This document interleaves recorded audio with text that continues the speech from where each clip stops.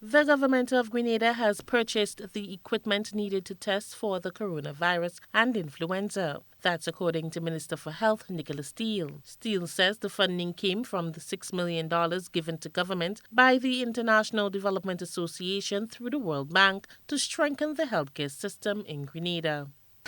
Part of that funds was to be used to bring our laboratory services here in Grenada to a tier 1. Part of that equipment would have been the PCR tester that would allow us to test for influenza virus as well as for COVID-19 virus.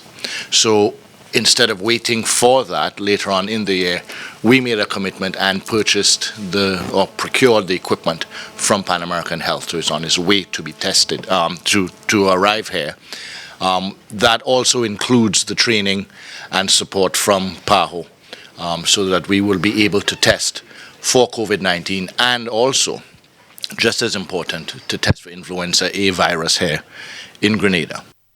As the Ministry of Health gears up for COVID-19 and the possible spread of the virus to Grenada, Minister Steele says a number of measures have been implemented. Oxygen was another item that we were to purchase later on this year. That also oxygen plant, a brand new oxygen plant, I think I'd said that here too previously, that has been fast-tracked as well to arrive here on island as soon as possible. In general, what we did not plan for outside of this virus that we have now put into effect since January would be for the strengthening specifically for upper respiratory tract infection. Acting Chief Medical Officer Dr. Francis Martin says in the case of an outbreak on island, people who have flu-like symptoms and believe they may have the virus should follow experts' advice to receive medical care and also take steps to protect others from the virus. Stay at home, monitor your symptoms.